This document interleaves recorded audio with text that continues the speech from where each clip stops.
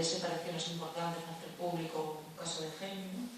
e que Geni se prestou generosamente, de forma moi valiente, a dar a cara, a poñer o corpo nunha situación que non é máis que a situación na que estamos acostumadas nos últimos tempos, de fai moito tempo, que é a situación de precariedade e miseria que nos condena este sistema que temos, que nos oprime, nos aplasta, non nos deixa vivir, e sobre todo da complicidade por activa e por pasiva das administracións públicas, do Concello de Vigo, da Xunta de Galicia, que non son quen de garantir as necesidades básicas da xente e de garantir unha vida digna para todos. O caso de Geni, se cadra, é un exemplo máis sangrante, ou máis exemplificante, para a redundancia, porque é verdade que Geni, da súa situación de necesidade, acudiu a todas as administracións públicas, a Xunta de Galicia, o Concello de Vigo, durante moitos anos, esgotou esos recursos que eles chaman axudas sociais, que non son máis que esmolas, parches, ou como ela di, migajas, que non atacan o problema de raíz, que é o sistema que temos que nos obliga a vivir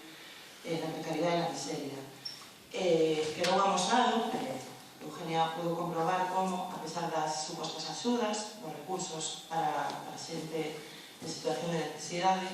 o certo é que finalmente pudo comprobar que as administracións o que fan é negocio coas necesidades básicas da xente, a luz, a auga, sobre todo coa vivenda, que é o caso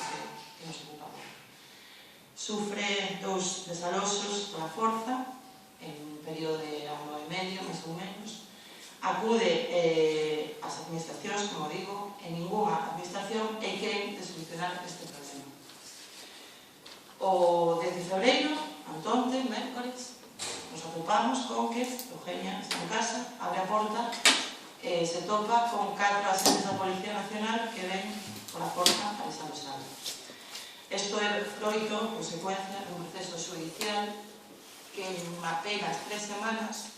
desde que nos chega a primeira citación do xulgado de instrucción número 6 desta cidade,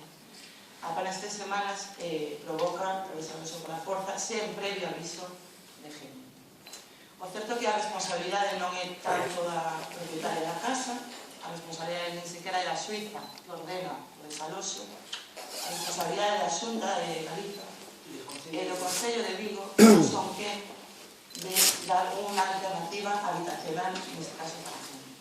Desde o primeiro momento que recibimos a citación judicial, que temos a orde de desaloxo na man, presentamos escritos, os compañeros dos meninos presentan escritos tamén, fanse reunións con traballadores social, reunións con responsables políticos desta cidade, reunións con responsables políticos de outra cor de fora de Vigo, e ninguén fai absolutamente nada. É isto que queremos denunciar hoxe? A responsabilidade e a complicidade das administracións, en este caso, si que é verdade, que o desaloxo o propón a propietaria e ordena a Suiza, pero a responsabilidade da Xunta e do Concello de Vigo. Entón, imos pasar a que fale Geni, que é a protagonista.